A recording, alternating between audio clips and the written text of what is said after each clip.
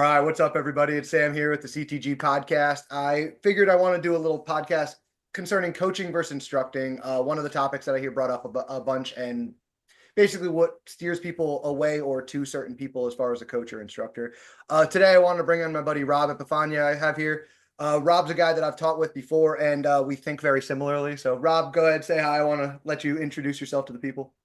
What's up, guys? My name is Rob Epifania. So I'm the owner of Systematic Performance Concepts, USPSA Grandmaster. I've been teaching and instructing for about, 2025, so it's 13 years now. Competitive shooter, so on and so forth. Sam and I have taught together. Like Sam said, we have a bunch of similarities in our philosophies of teaching, and with just enough difference that it's very much complementary. So when we taught together, we had a great time, and Sam's been on my group calls for my online training platform and community, and he's provided a shit ton of great knowledge for us, for the people that are in that program. So thank you, Sam. Thanks for having me, man. Yeah, no, thank you for having me on those calls. Those calls are great. If anybody's looking for good online training and like a good virtual system, Rob's the guy to go for that. But one of the things I like to talk about, because Rob is the guy that is thought of as a coach as well. He's thought of as like a performance coach. I mean, it's in his business Yeah. name, right? It's the way it is, right? I'm a training group. Like we start to understand that we're not exactly like NRA instructors. And that's where I started to realize an NRA instructor and a competitive shooting coach or a competitive shooting trainer are two different things. And really what I wanted to say is, what is the difference between them and why should you hire a coach is really at the end of this why I wanted to talk about this. Why is it better? Why should you have a coach? Why should you go to a coach or a personal trainer over an instructor? So first of all, when I talk about instructors, you've seen them before. You've gone to an indoor range, polo, slacks, Red shirt. tucked in. Yeah, like I don't. I mean, I'm not saying don't look nice. I'm not saying look like a schlub and you have to be all bearded and whatever. But you know what I'm talking about. I always joke he looks like a preacher. Like he looks like a preacher man. He does. Why? Because he's preaching. That's what he does. He's preaching the gospel of the NRA. And while I like the NRA for what they do for whatever lobbyists and all that kind of stuff, I do not enjoy their coaching and teaching program very much. It's got its place if you've ever bought a gun for the first time and you don't know where to go. And like, I have this first gun and I don't know what to do. Jump into an NRA class. You'll spend 8 hours in a classroom demystifying all the words and all the terminology and all those kinds of things. But beyond that, the practical knowledge wasn't ever there. And that's where I began. Is I had a gun my whole life, but I picked up a pistol and I was bad with it. And I'm sure everybody who's shot guns their whole life, they had a shotgun or yep, Rob, yeah, had a shotgun or Me a rifle, too. picked up a pistol, and they go, I was wow, bad with a pistol. I got to take a class. I went, took an NRA class, and drove home, basically thinking to myself, like, I learned nothing and I wasted 8 hours. I don't know. Have you been there, Rob? I haven't. So my journey started a little differently when it came to shooting. I started later in life. I actually started by taking defensive classes. So Modern Defensive Training Systems was the first. Chris Fry was the owner, and he still is the owner, but he's not. He's working with a different company now as their training director. But I started with him doing defensive classes because I'm like, oh yeah, no, well this sounds like fun. I'd like to learn to protect myself and people I care about better. And after my motorcycle accident in 2010, it was athletic sports, like high level athletic sports, was not the thing for me. So this became the thing that I could get good at without having to be the most athletic person because I don't have the ability to lift my right foot. So I got into that, but then I got into helping Chris out and becoming an instructor myself, and that's when I got first exposed to the NRA courses as a learning instructor. So now I had a very good training counselor. His name was Andrew Harris. Excellent guy, really knowledgeable. And he said, well, the courses are kind of difficult in the sense that they're just like for someone at the level that they've taken a bunch of defensive courses and they're doing well in them, the NRA stuff is kind of boring. The Yeah, instructor difficult level as in stuff. like thick. It's like it's Yeah. tough to get through. It's 8 hours of a lot of stuff. And then some of the things, I don't know if you experienced this, you'd be taking a test and there'd be two answers that were correct on the same one. And there was no recourse for this because the instructor didn't really, they're just going off the curriculum. Like they don't really Yep. have any. sweating the game for the NRA classes. They don't really know what they're talking about. They're just going off of what the NRA sent them as far as a packet goes. Yep. Then you find these weird, well, I know this, he doesn't know. I didn't like the classes because they're long, boring, they're school-like. And you realize that, well, I'm not trying to learn school-like skills here. I'm trying to learn to defend myself. That seems like an athletic thing, actually. And it's funny that you mentioned it. I was an ex-athlete and I approached this and I started to see the crossovers. I wanted to go more the athletic side of things, not the school side of things. And the school side of things is great, but shooting isn't theory, it's practice. It is. It's 100% like you have to. This isn't reloading. This isn't PRS, right? Like this is Right. all defensive. Although we're going to call it performance shooting in general, where time is a factor. Yep. You had to have some meat in the game, and it didn't just have to do with written tests. It had a lot more to do with shooting. And I think the best way to think of it also that really puts it into perspective for a lot of people is shooting as a martial art. Yes. If you Yes. if you think about it that way, if you think of shooting as a martial art discipline, in a sense, it makes a lot more sense how just sitting in a classroom for 8, 10, 12 hours and going through a book is not really going to be valuable to you. Yeah.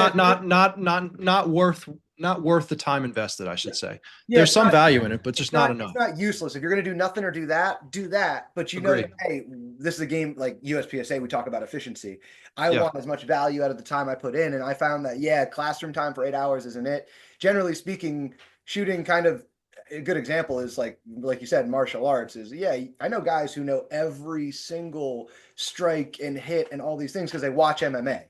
Mhm. I'm a black belt in Taekwondo, and I'll gladly fight them because I know I don't care how much you know, I have practical experience and knowledge in this. So it's one of those, it's the same kind of thing. You probably know somebody who knows every single football play, somebody who knows every single baseball stat. He couldn't hit a ball if it saved his life. And that's where I started to see, oh, I want to be the athlete. I want to be the guy who can hit the ball, not just talk about it. Because by the way, if you pulled one of those athletes aside, they knew a lot of practical knowledge, right? Yeah. Athletes are just swinging bats without knowing about all the information. They knew both, but they knew enough of both to be successful. And I was like, all right, this is where my training had to start to go. And I wanted to find out how to start to that kind of thing. Mm-hmm. So I think the difference between the couch potato, so to speak, and the athlete is out there on the field learning, putting their ego aside, allowing themselves to struggle and fail and grow in front of people under pressure. And it's creating a much deeper understanding of what's necessary to achieve high levels of performance. And I think that's the difference. You can have a lot of people. I mean, listen, we're the age of the internet.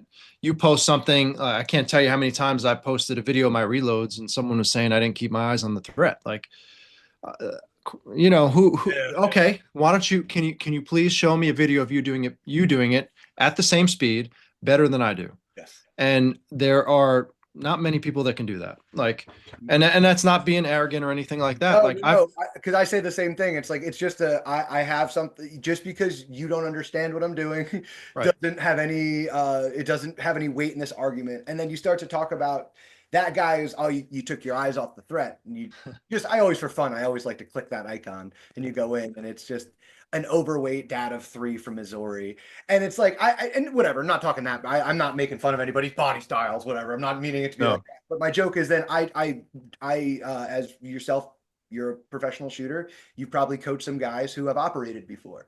I am lucky to, I have a couple SWAT contracts. I work with a couple of guys who have seen some overseas and unfortunately in the country action. And I ask them all the time when I hear these tropes, say, hey, X, you ever did you take your eyes off the threat when you did that? And they just start laughing. They just start laughing because they're like, shut up, man. Shut up. Dude, I had a guy, like, it was a video I posted and it got like 50,000 views on Instagram or something like that.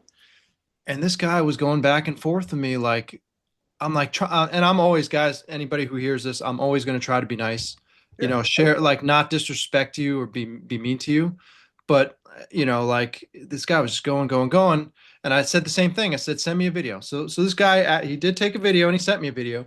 And I shit you not, it was one of those videos where he took 15 videos to get it, right? 15 videos. And you could tell he was so angry at how hard it was to get one halfway reasonable even looking, and you could just see on his face You can see the like effort in he's the neck. Yeah. angry, angry because it took him forever, and he realized, well, this is not as easy as I thought it was.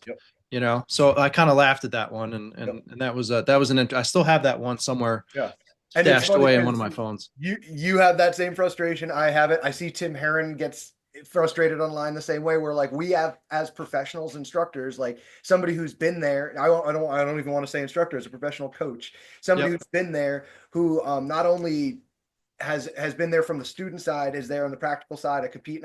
I'm giving you a professional opinion, Right. and I have somebody who armchair athlete like Monday morning quarterback is going to sit there and argue with me online. So it's part of our it is part of what we do, and it's funny because it's more difficult, I think, for the coaches to swallow and not argue with these people, because I know I'm right. I have the data to support it. I do it myself. I have many students to support it. I'm not just reading from somebody else's Bible.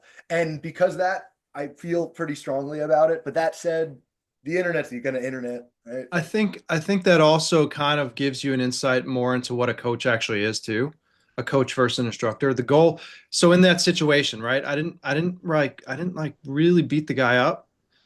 As a coach, as someone who cares about the experience that I'm delivering to people and the knowledge that I'm helping people acquire, my goal is to help you see that without insulting you or making you feel bad because you thought that. Because just as I know, at one point we were that guy too in some way, shape, or form. Mhm. Right? I at one point I was the guy, hey, keep your eyes on the threat. Like, right? So my job is not to make you feel bad because you just don't know. Mhm. But then you get people who just want to continue to drive it down like they're right and you're wrong. And listen, and Sam will tell you guys the same thing.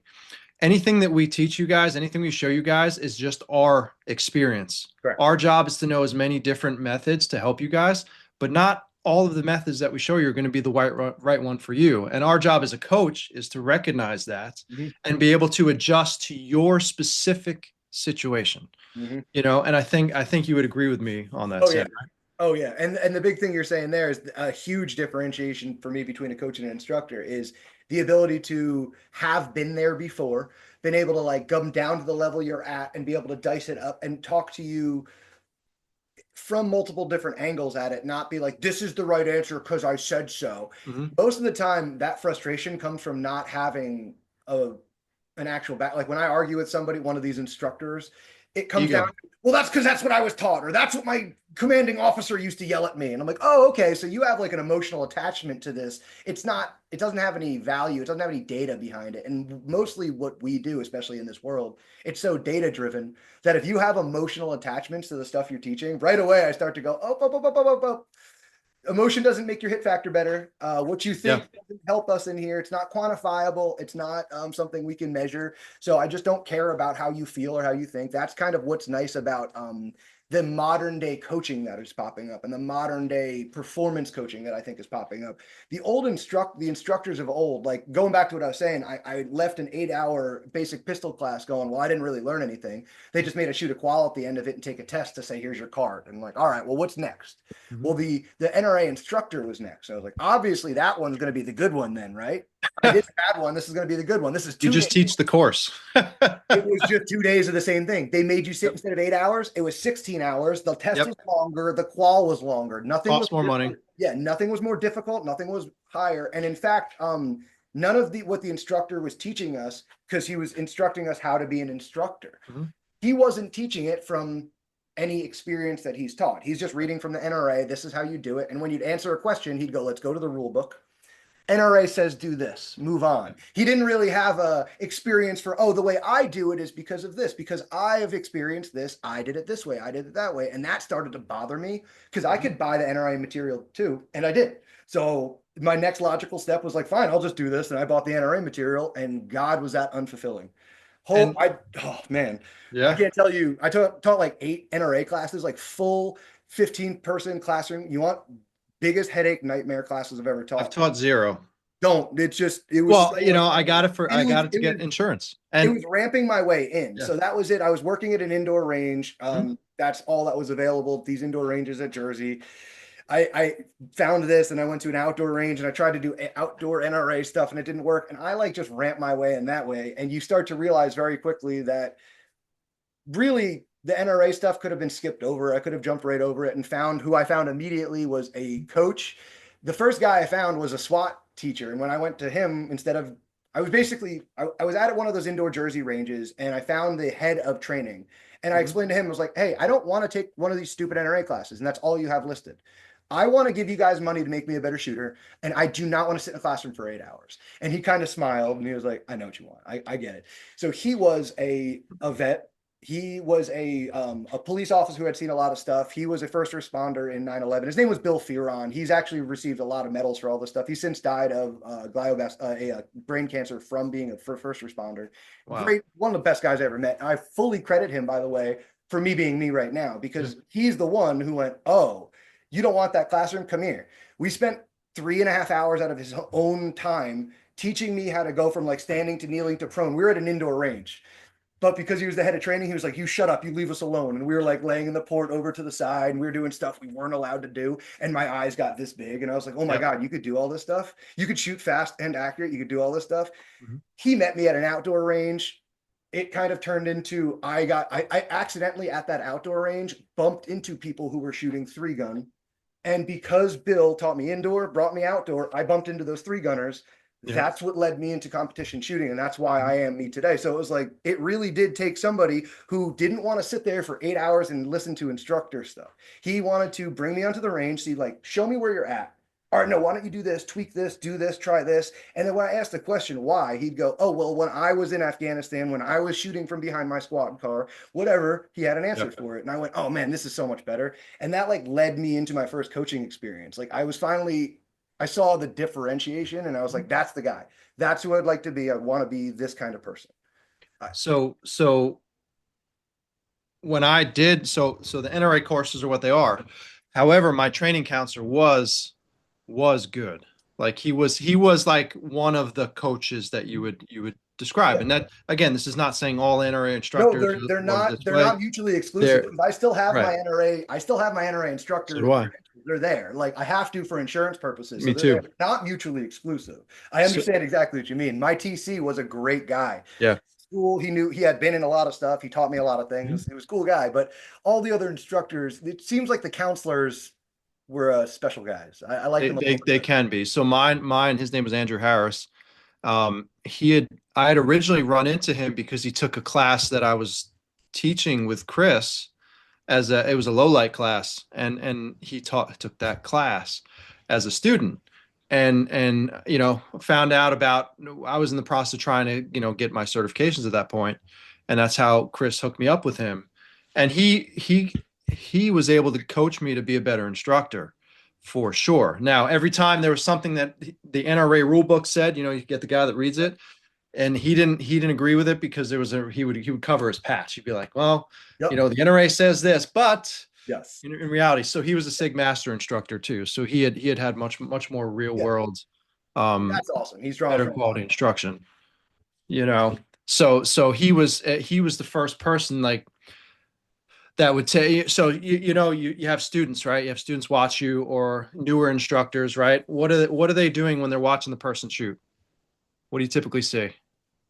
They're looking at, huh? No, go ahead. What like you have students watch you. What do they look at when you're demoing something? For me, everybody asked me what time was that? How fast? Okay. For me, aside from the time or whatever, but they're looking at the target. Yeah. Oh yeah. Yeah. They're looking at the target. I have to tell them, I said, don't look at the target. Look at what I'm doing. Look at my gun. Yeah. Right. And that was one of the things that he imparted in me that was to this day. And now, like from competing, from learning how to process information faster, now I've learned that I can watch both as I blur that, I can watch the target and the gun at the same time if I have the awareness to pay attention to both. And now you get the value of both things, because there are some things that the target can tell you, but there's a lot more that the gun can tell you.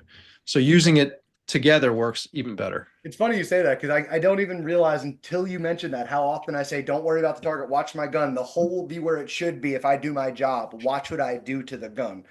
I say that line so frequently that I'm like, yeah, that's a good, like, it's one of those things you pick up from. I couldn't credit who I picked it up from, but yeah, it's 100%. That's something I didn't make that up. It's something you get from, oh, that makes a lot of sense. I want to be like that. And I like that you have these guys too, because it was the same thing for me. Like I have his name was Bill Fearon, and then when Bill Fearon was like, I don't want to say done with me, but he's like, look, man, I'm a SWAT guy. Like I don't know how to do quad loads. I don't know what you're talking about with all this three gun stuff. But when I was working at RTSP at the time. I was working Mhm. with a buddy. He started talking about another coach, Kita Busi. I was didn't know who the hell that was. I was like, who the hell is this? And he showed me a picture, and it was this tall blonde lady who was running with a gun over her shoulder. Mhm. And ironically, I had bought the mag pouches that she had on her belt, and I was like, oh wait, this is weird. That's weird. I reckon. Oh, cool. When's she gonna do the class? And he's like, I'm just trying to get her to hold the class. I don't know how to hold the class. I don't know where to do it. We couldn't do it inside at where we worked at that indoor range. And I went, Yeah. well, at the time I was in Jersey, but I was managing a fishing game association. I was like, well, what do we need? He explained the supplies. I was like, I got a pile of dirt and a pile of supplies. So in like 2014, 2015, I hosted Kita because I got the class for free. That's the only reason why I got the Yeah. class for free. I wanted to kind of like see what this was about and like finagle my way in. And that was the first time that I saw a performance coach. Because as much as Bill was a coach and showed me how to do things better, he didn't understand like hit factor performance. He only understood defensive. And that's great. Yep. That's wonderful. I'm glad because it got me to there. But then talking about movement, efficiency, the sport of it, Kita lit me up and I was like, oh, that's awesome. And then beyond that, she sent like a follow-up email Mhm. if you asked her questions, and I was like, this is a huge differentiation. This is somebody who lives and breathes it. They don't come to a part-time job and then go back to somewhere else they care about more. This is what she did. And I was like, all right, this is where I wanted to be a coach. I wanted to be the coach that was there before. And the thing with Kita is she has practical experience. She had practical experience as a USPSA shooter, yes, but she had practical experience coaching Ben. She had practical experience coaching some of these really successful shooters. Right. And that spoke to me. I was like, oh, so you know the game. You also know how to coach people already. You've seen it around, you've seen it at major and minor levels. You've been there for lack of better terms. So I don't have to hope you're translating the right thing to me from Eric Graffel. She actually knew she's friends with these people. She could talk to these people. And when I could ask her questions that she didn't know, she would ask JJ. She Mhm. would ask somebody. She would ask, and she wasn't afraid to be like, hey, I'm not sure, or let's train about this. There was always exploration to be done. There was always like, let's make it better. Let's see if we could do it better. There was always research to be done. And was always like, because she's a mental and a visual and a movement coach, she was always reading about like eyes and Mhm. kinesiology and things that are like nerdy. And now that's where I can credit, like I get very nerdy into all these topics too, because I see the value in it. Because I see that Yep. you're one of the people that are very knowledgeable in all the science behind it. Tim Herron is, Steve Yep. Anderson is mentally, right? Like Mhm. these guys really understand the topics to a deeper level, not just how to hammer a nail, but how do you build the hammer properly to build to hit the nail better, you know? Like it's a whole systematic approach. And I really started to see that you guys were the kind of coaches that I needed to be. It's go there, be there, do the thing, have some practical experience, be able to teach myself as my own student, take classes myself. You just said that, right? You were standing side by side next to your training counselor in a Yep. class. That speaks a lot to me. That's Yep. huge to me, right? Being able to do that. I remember when we were at Double Eagle. I was teaching with Kita, and Chris Costa was there, and we bullied Chris Costa into just, hey, we're not going to charge you. Come take the class. And being like side by side with like student, student, Mhm. student, Chris Costa, student, student, student was hilarious because they don't know who he is. And he's just there playing with us. But like it speaks to him. It speaks to like, all right, that's like I respect an instructor, I expect a coach, a trainer who's willing to like work on themselves, see what else is out there, do those kinds of things. It's continuous development, in long term in a deep way. So like a good coach also can take something that is complex and make it simple for you. So, right, for instance, my degree background is mechanical engineering, right? So I'm a nerd. Like I'm an analytical nerd in a lot of ways, and I understand things like mechanically that not everybody understands. So my personal learning styles, you could talk to me and give me 17 things to do on the next repetition, and I'll probably do 16 or 17 of them. Mhm. Like I just have that ability to do that. Not everybody has that. So when I first learned to like coach people, I had to learn how to give simple information. But if you look at the growth path of someone who becomes a great coach, right? Everything starts off simplistic because you don't know what you don't know, right? And then you get very, very complex and deep as you really start to explore and try to gain mastery over the thing that you're teaching. Okay. And you can tell where someone's at in their journey because if they're like super detailed and they can only be super detailed, they haven't gotten to the last part yet. Once you've really truly gained mastery of it, it starts to become simple. You Yeah. can now explain the same thing that has all these facets and components and Yes. make it much, much simpler for the end user. Yes. You know, give them as much detail or as little as they need and still be able to communicate and get the desired outcome that you're looking to get for them. Mhm. You And I know, think that's a big differentiator is like, hey, I've been there. And not only I've been there once, I've been there so many times. I've attacked this problem from so many angles yeah. that if you just explain to me what angle you're coming at, I could probably relate to you because it's my job as a coach to be able to explore all that. Like I know I'm good at certain things, but it's my job to explore all the other things I'm not good at and all the other things, or even why am I good at these things so that I explain what, not just do what I do because I'm good at it. Mhm. I am successful at this draw because I have broken it down and analyzed it, right? It works for me because I've tested it in so many different places. And then that comes down to one of my last things that I like to talk about, why I think a coach is a worthwhile coach versus an instructor. A coach can do demos right away. He could demo it at whatever level you need to see, right? I always explain everything at match pace, and I just call it speed of sight. That's always my Mhm. tagline. I do everything at speed of sight. But if I need to slow it down so you could see what I'm doing, I could slow it down and still be efficient.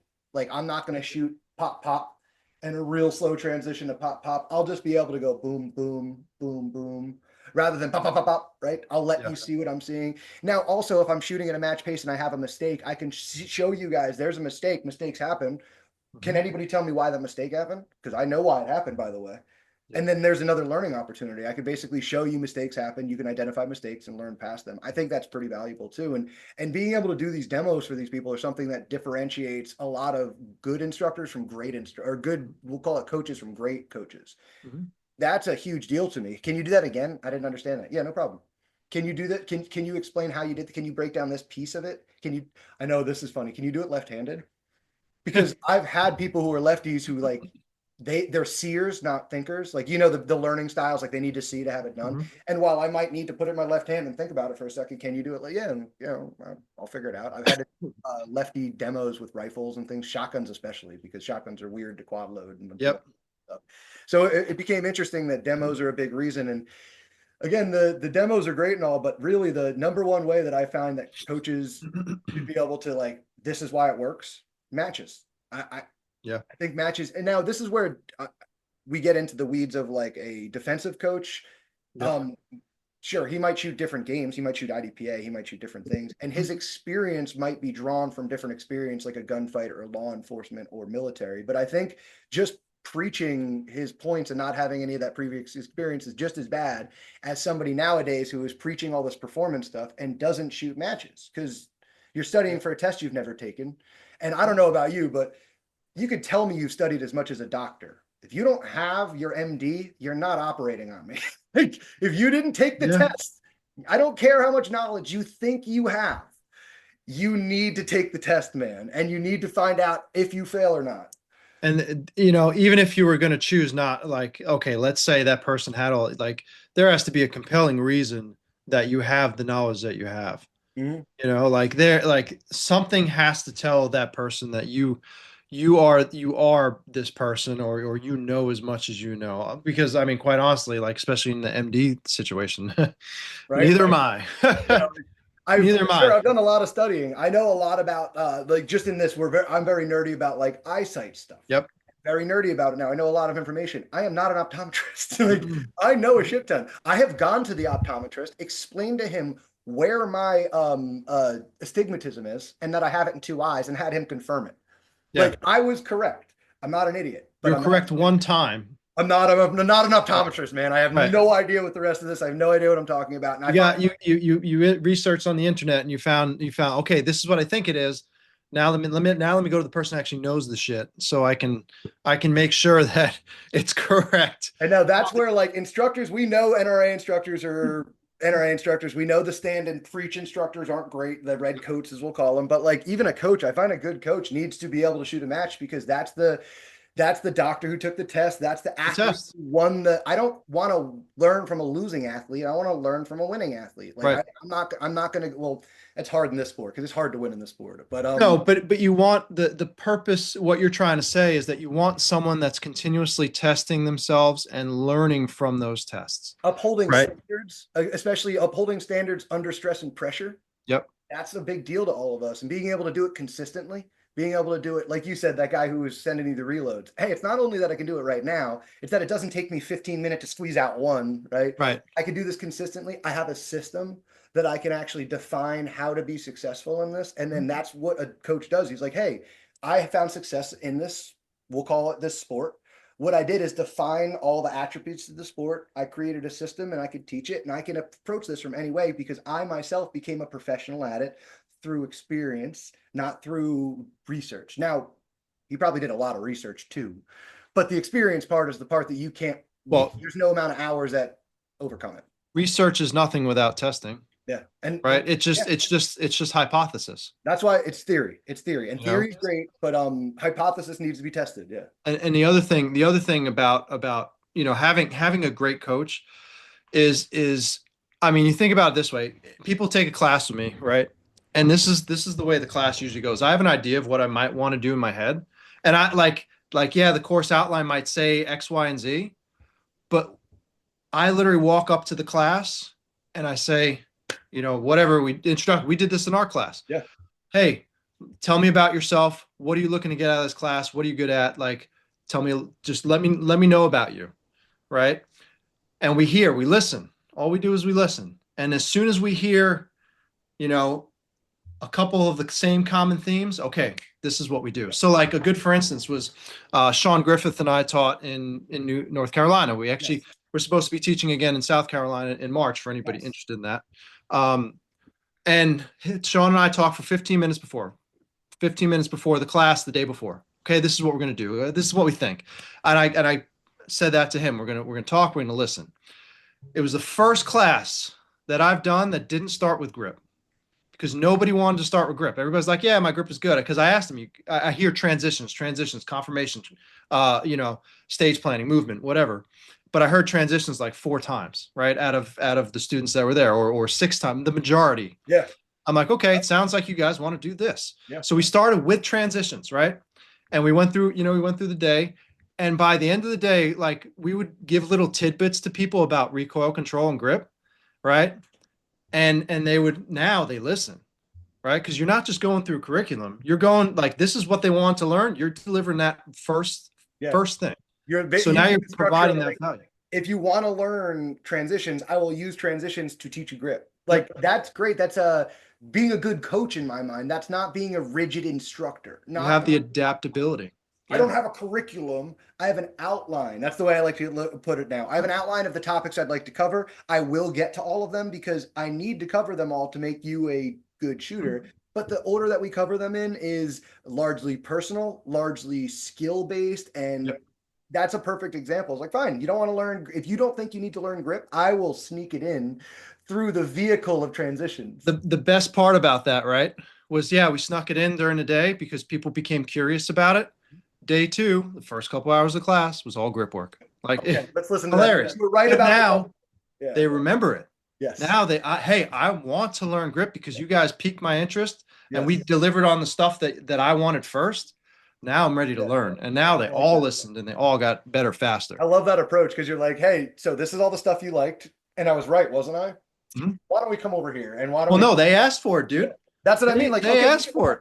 what do I want? Or you wanted it, and I was right, right? All right, so now maybe I was right. Maybe you should. All right, yeah, give us the grip. Give us the grip. Now they listen. And that requires you got to think about the level of depth of understanding of the material and how to organize and put together a class that's able to effectively deliver that. Yeah. That's not easy for most people. Like an instructor, like your typical like red shirt as they would call it, instructors. That's not insulting the good ones, but um, that person can't do that. Like if you switch something around, If you they would be short circuit I've in their seen it brain. because I had Yeah. one of the guys that I took a bunch from, like I watched a slide not load and I watched him like have to stop class and go and load it and like find where he was and like it stopped what he was doing. Meanwhile, like there's a flow that I'd like, but if there's no slides that are going to stop me. And if I forget something, like let's say I was going through something, I forgot a piece, I could just get back to it another way. And that's where I kind of joke that a good instructor, a good coach, a good firearms coach in this especially is a very akin to, I don't know if anybody, I'm a big fan of stand-up comedians and just Okay. stand-up comedy in general, but I find it's the same thing because they can have an act that they have jokes and they can tie them together. They don't have to be in the same order. And a good one won't put them in the same order, but the material will be there. They know this material is successful and they can deliver it to you depending on the vibe of what's going on in front of them. And it's the same kind of thing that we have to do. A bad one has an act. I must do act. And if Yeah. act fails, I start stammering because I don't know where I am. And then Please laugh. yeah, like that doesn't work. And that's not how real life is. And especially when you're doing this for a living, not a part-time at an indoor range, feed me students. When you're doing this on your own name and your own reputation, you have to I have so many wildly different people coming to me, both in learning styles, in what they want to learn, how they want to learn it, skill sets. Like it's insane. So you have to be so adaptable. And that means we've had to go from 0 to 100. And that's why I like to say, well, I'm a GM in production in PCC and carry optics. I have limited optics. I'm close on open. But the reason I say those three is an iron sight, we'll say unmodified gun, like a rifle, and then a red dot gun that's heavily modified. And I could say, well, pretty, I've gone from 0 to 100 in all of the common gun platforms out there, and I can easily relate it to you. As much as it's fun to be a specialist in one thing, good coaches end up messing in more divisions, don't they? Yeah, Right? yeah, Like, what are yeah. you Well, doing? you have to be willing to learn. Like, Yeah. so like getting right. I shot iron sights for 4 years. I mean, I was top 20 in production nationals. I was top 12 in limited 10. Top 30 in limited. Like, so I mean, I done well there, and then I see the divisions dying out. So I don't want to I don't want to stay there and look good, Mhm. right? Because that's not, for one, that's not making me the best I can be, and it's not making me the best I could be for other people. So what did I do is I went to a red dot after shooting irons for 12 years, and now I'm in that process of starting over, but not Yep. starting from zero. So Yep. like you said, you're going now, okay, we're not at zero, maybe we're at 60 or 70, but now we're going to push up to 100 in this division now, so that, hey, I'm trying to find the biggest pool. If Yeah. I'm the big fish in this small pond, I need to find a bigger body of water. Yeah. I Like agree. I love that. it's forever personal development. And it's also about leadership development too. So anybody who's going to be a good coach is probably working on studying uh, for one, personal development skills, like personal interaction skills to be able to interact with you more effectively. And they're also studying leadership skills because one of the things that's important, I like you probably do it too. Like we train instructors. You and I train instructors. So we need to be able to make leaders out of other people. Yep. And we need to make them as good as we are. So understanding like the psychology and the mental process behind all Yep. this is just as important as understanding how to pull a trigger, like the mechanics of pulling a trigger Mhm. and being able to tie it together and being able to approach it from a newbie again and again. And I find it's humbling to go from, I mean, you want to be humbled. Yeah, if you suck, you suck. You don't know what great ever was. Mhm. But be a grandmaster and start a new division and go. It's like Irons it's to like optics, man. shakes your Dude, sides. Now, it's you and Tim Herron are the greatest examples. You and Tim Herron goes, all right, well, I'm good at got to this. do it. You guys are the top of your heap of your divisions, but everybody went to the other division. So you're like, I'm not gonna big fish, little pond. I love that term. I Yeah. don't want to be the biggest fish in the little pond. I want to go swim with the big boys. And I want to go see what's up. So carry Listen, optics, limited optics, and it's awesome to see that because you also see Tom Castor is another good example of that. He mhm. could shoot carry optics, limited optics, and PCC at a world level. Like you see a lot of these really adaptable good shooters who are Yeah. also great coaches because they're adaptable, they learn, they see it from a lot of different angles. And I think like a good example is I learned a lot better gun movement with my pistol by shooting PCC. Yeah. Yeah, I A lot learned. of opportunity. You And learn. think about this too, man. Like I'm doing this with a disability, right? Not everybody, well, nobody. As far as I know, I'm the only disabled grandmaster Yeah, there is. yeah, Now, I could be totally wrong about that, but I don't know anybody else. You yeah. know, It's at least uncommon enough that it's not even the a fact that I can even do it is like, and it's funny because like I run now too. Like I run 6 days a week, and it's like, why does God want me doing things that require two good working feet to be really good at? Like so it's again, it's how can I make this challenge and turn it into an opportunity? But at that same time, you're also able to inspire more people because of that. Yeah, And I find that's that important. you probably agree. This is a much more mental, visual, and spiritual game than it is a physical game at some points. And Yes.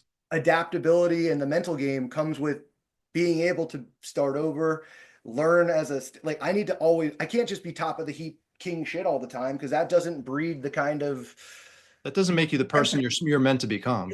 Yeah, it doesn't breed the kind of like empathy a coach needs. It doesn't breed the kind of personality I need to be to relate to other people. I mean, the more I win, the more my people trust me, and I'm trying to win all the time. But I'm Yeah. never just Sam won because Sam's the best, and you're all going to listen to Sam. That's stupid. That's a dumb way to be. But it's also they see you taking the same journey that they are. Yeah, and that's a big deal. Like this season, especially, I have a bunch of students who are like, "Hey, I don't want to. I would like to, but I feel bad. Can I squad with you at this major?" I'm like, yeah, totally, man. We're all in this. If I'm teaching you that pressure doesn't matter and performance and consistency and all this stuff doesn't matter, and you're my student, I'm comfortable with you, you should be able to squad with me at a major. It's absolutely fine. At nationals, I might be a little stingy because nationals, Yeah. but I have like 5 different state matches that most of my squads are my people because I'm like, Yeah. yeah, I'm gonna show you that's what this game is. It's my job. I'm gonna do it like it's my job, baby. We want to make people the best versions of themselves. We want to help them meet and exceed their perceived potential because we all think our potential is here, but in reality, it's a lot higher, right? Yeah. I know for me personally, like I'm at my best when I'm helping people. Yeah, So when I'm shooting a match with people that I'm helping, that we're working together, and we're trying to make like we're all trying to help each other do the best we can.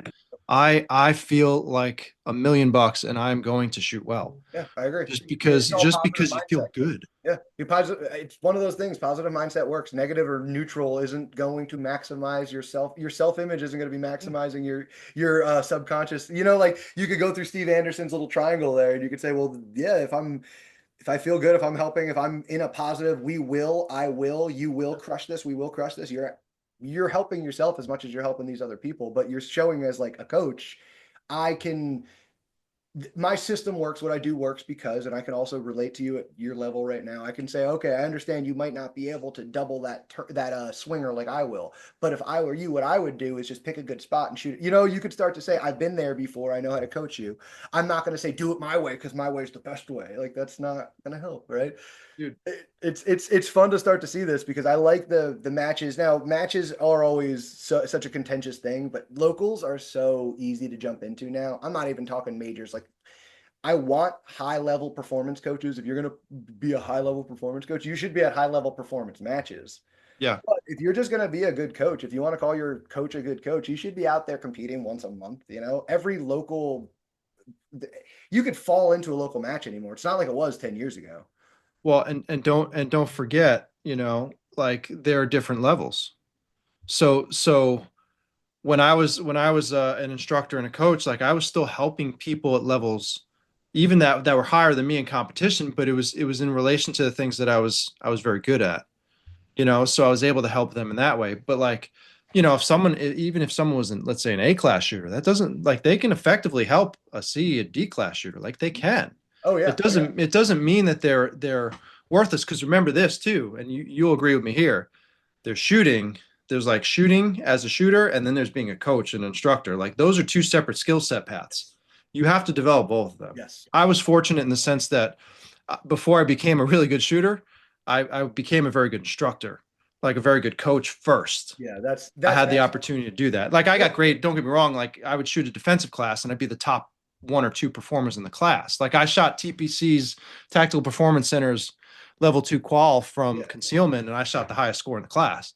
Like it's But not, that wasn't It's not There's that you still the couldn't shoot, but you were focused on developing yourself I first. wasn't a great competitive shooter Yeah.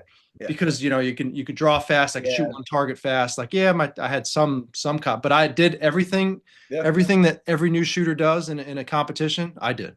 Yeah. You know, hop the little bunny hop from position to position, the very fast splits, and then taking forever to transition to the next target. Like all that stuff, I did all that stuff. You know, It's funny because every single coach will sit down and say this. Everybody will come down and say, "Yeah, we all went through basically. Oh, you had to go through all of this, not in the same order, right? We didn't go. This is a great example. We went through this in an entirely different order, but like you have to bounce through all this stuff, and you have no to go through choice. it because that's what everyone's going to go through. You're not special. Everybody forgets that we're all humans. We're all going to go through the same thing. This is the same sport for all of us. There's very few of us that are going to be naturally talented at this because this is such a odd thing to be naturally talented at. Yeah, Like I know. it's just such a it's anti-human to be naturally talented at shooting Yep. fast and accurately. So it's a good look at like I want to see that my coach has been there. I want to see that he continues to be there. I want to continue. I want to see that all that. I always looked at this. I was a CrossFit guy for a long time. Mhm. I'm a dad. I can't do it anymore. My knees hurt. But when I was like, I did a good CrossFit box, the good CrossFit gyms, the coaches there were constantly learning, trying to get better and doing the things. CrossFit on its own is just fitness. Mhm. CrossFit as value, like the value from CrossFit is the coaching. And that's what I realized with the whole shooting thing. Yep. Shooting's really awesome, but the value in shooting isn't just this dearth of knowledge. The value in shooting is the coaching. It's the people who are going to help you get better and do this and do that. That's where the value is. USPSA isn't magic on its own. Performance shooting isn't magic on its own. Performance shooting is magic because of the coaches involved, because we give a shit. Like Yeah. I've spent a lot of time and a lot of money to get where I'm at. I wasn't gifted any of Same. it. A lot of rounds and a lot of time and a lot of fucking somebody was just not berating me, but they couldn't believe how much I had to pay a month to get my body fixed because of how much I shoot.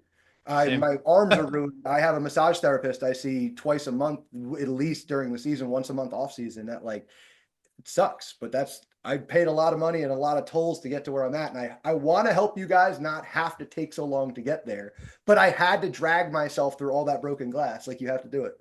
Right. And even for me, like you never mind the physical stuff. I've done the same thing. I've paid a ton of money, invested a ton of money, time in classes, ammo, training, Yeah. but I've also invested a lot in terms of business mentorships, Yeah. right? Yeah. So that I can and coaching specific business mentorships Yeah. that have allowed me to create a better experience for the end user and a Yeah. better community within that. Again, I have a very serendipitous like life. I'm not smart enough to plan half the things that I got away with, but like going into CrossFit, I became a level 1 and 2 coach and I became a NASM certified personal trainer. And that taught me because NRA instructing isn't going to teach you how to be a coach. That taught me how to be a coach. Mhm. That taught me how to break down and make science out of out of larger movements. How do you do a snatch? You break it down. How do you do a draw? Break it down, right? Break it And I down, started micro like, breakdowns. yeah, and you started to realize pretty quickly, like, all right, man, I being a coach is different than being a shooter. You need to be both, though, and then that Yeah. becomes why, like, that's pretty much the end of the story here. That's why I wanted to make this podcast. An instructor has they're good orators. They are a YouTube translator. Wonderful, great. They might know more, like they've memorized more than the next guy, but the application might not be there, right? A good coach has the actual practical experience. He's been there before. A great coach is always learning, always doing all this stuff. And that becomes the big thing. Why am I going to hire a coach? Because why are you going to spend 8 hours and $250 sitting in an NRA class where you can come to a class with me for 2 hours and get 10 times as much out of it? It's just Yep. efficiency, right? Why wouldn't you go to Rob's class for a half a day up in Long Island, right? Rather than spending 2 days at some indoor classroom and then doing a qual stationary at 25 yards. Like it's silly. It's just so silly. You want these coaches, they've made the mistakes so that you don't have to make them as much. Everyone's going to make the mistakes. But then we're here to go, hey, I've made that mistake before because I've been there. Here's how you fix it because I've made that mistake and I fixed it myself, or I've sought coaching myself to fix it. So why would I not hire a coach to be basically short line myself? Like it took me, I guess, 8 years to become a grandmaster. Shouldn't take that long. So let me help you.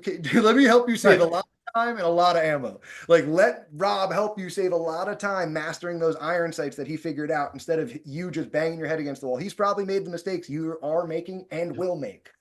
Just listen to him. He's got the information in there. He loves this. He does this. I always say this at the end too, is like coaches to me, real coaches, the coaches that I give my money to, like, I don't want to say their life depends on it, but they've hung their life on this. They don't do this part-time in the weekends and then go back to their like nonsense job and not care. Like they don't, the You NRA live class, it.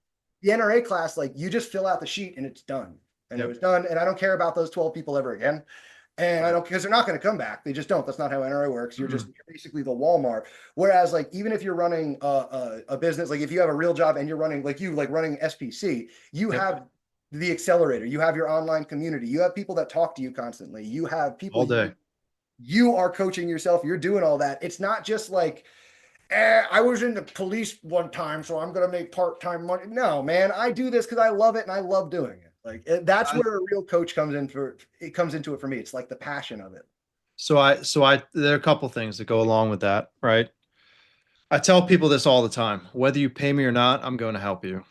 Yeah, maybe from a business standpoint, maybe I shouldn't do that, but like that's the truth. If and when I become financially independent, right, I'm doing what I want to do. Like this is like if I had all the money in the world, I didn't have to do anything for the rest of my life except what I wanted to.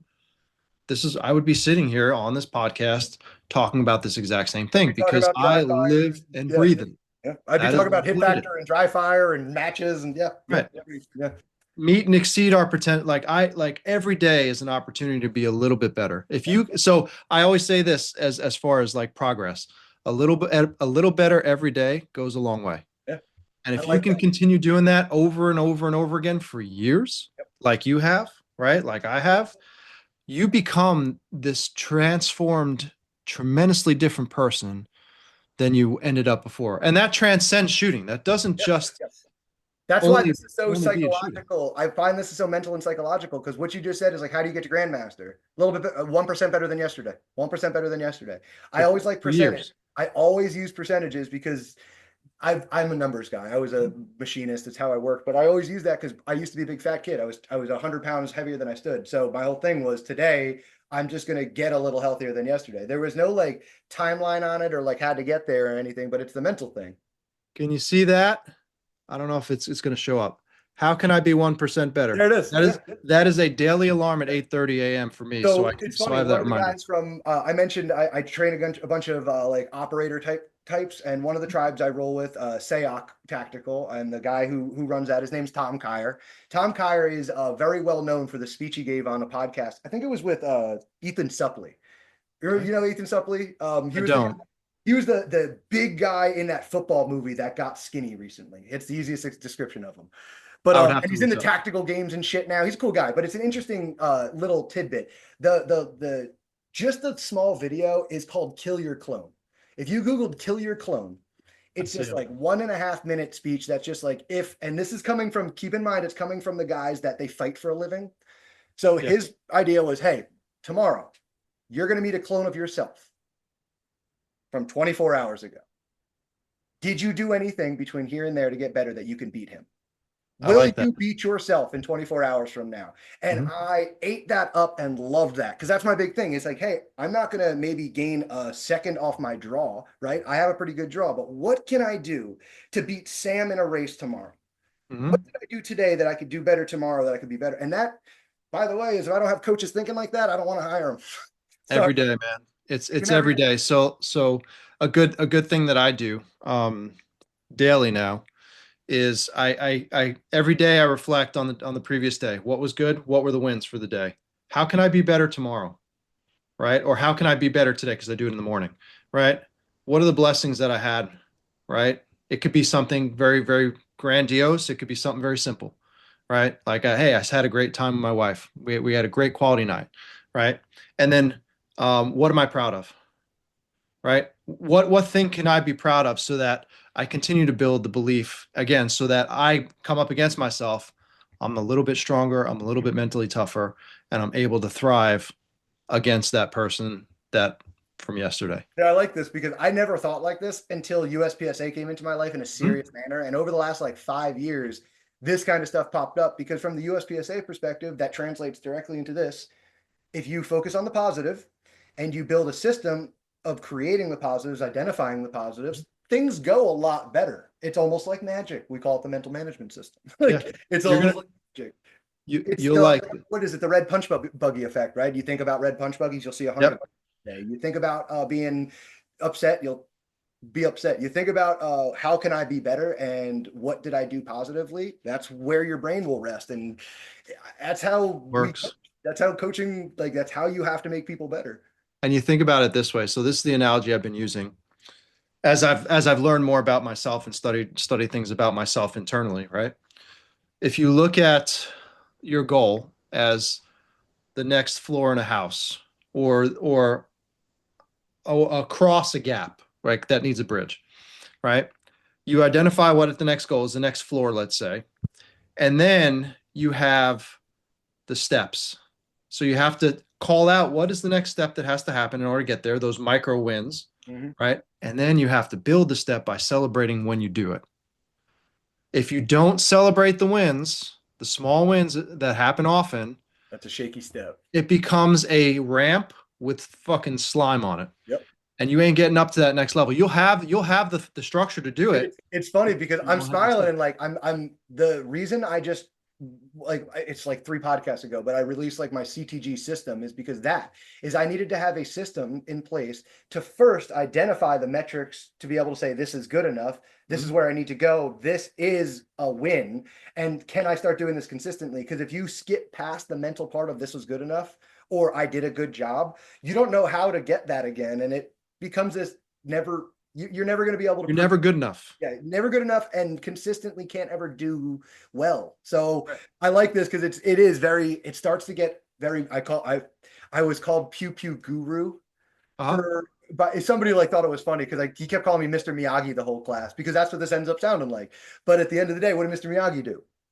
Yeah. Paint the fence, wax the car, win the fight. Like, oh, all right, what do you know? Like, hey, Wax yeah, on, wax off. Like, yeah. And what do you know? Because I always joke about that. Like, what is that? That's a block. That's the whole thing. Like, you talk about that. Like, I know it's a little simplistic approach to it, but yeah, philosophical is one thing. But why did Mr. Miyagi? Why was he a good coach?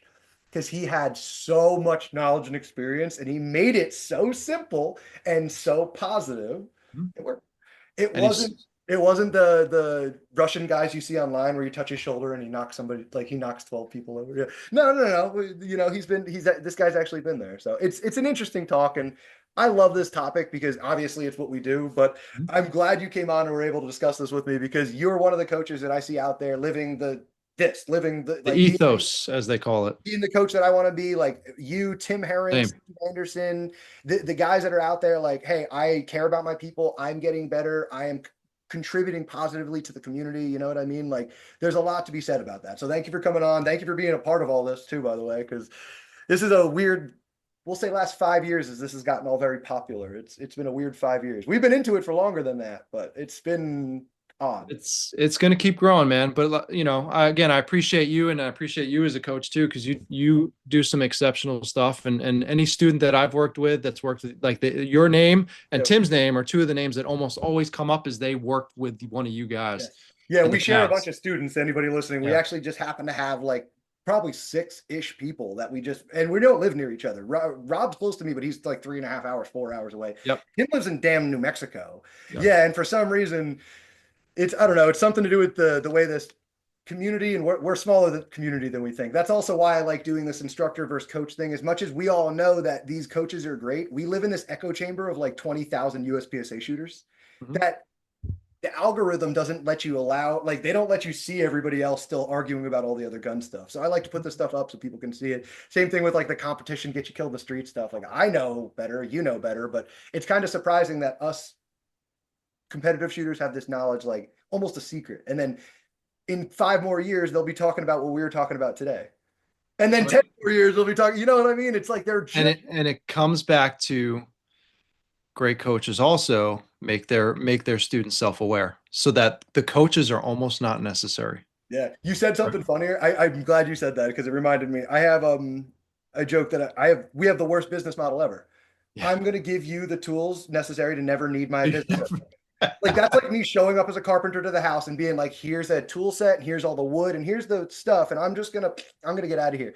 That's it's weird, but that's what my goal It's the is. And truth. yeah, That's that's what it that is. is the goal of leadership. The goal of leadership is to make yourself irrelevant, which by consequence makes your relationship with that person more valuable, Mhm. and it makes the topics that you guys discuss much deeper and much more relevant to that particular person. Yes. I could say there's not any. I have a couple of students that like I started with them, and now they are shooting at a major level and a national level. And uh, I have my super senior just won second at nationals in his division. So Yeah. like these guys are like, yeah, I don't see him as much anymore, and that's like some of my proudest students is a guy I don't see anymore, or I see once a year, right? And like, but I talk with him all the time. I'm always in communicado. He's letting me know where his match finishes are and what's going on, and like that's yeah, that's the goal. I hope that I make hundreds of those because I know that is as many hundreds as we make of those, thousands of people want to keep shooting, and there's not enough coaches to go around for all the people that want to do this. So Well, that's the whole reason for the online platform, right? yeah, that's Yeah. why. So I like that. I wanted to finish that off and say thank you. So if you guys are looking for anything online coaching wise, Rob has an awesome online platform that's basically like a community, a lot of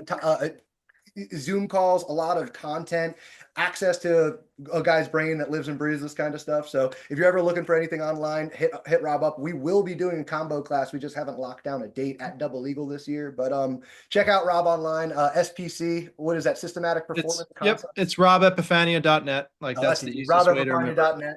Go check Um, out Rob. He's like I said, he's in the Northeast, kind of close to me. He's in near the Lipsa area, if you guys are yep. familiar with the Long Island practical shooters. So And thank you for coming on, man. I had a good time talking about this kind of stuff. my pleasure, man, and always appreciate the conversations we have, man. They're always so fulfilling and rewarding. Yeah, So buddy. appreciate you, man. Yeah, well, thank you. I'll wrap this up with the last thing I always say to everybody is don't forget to dry fire.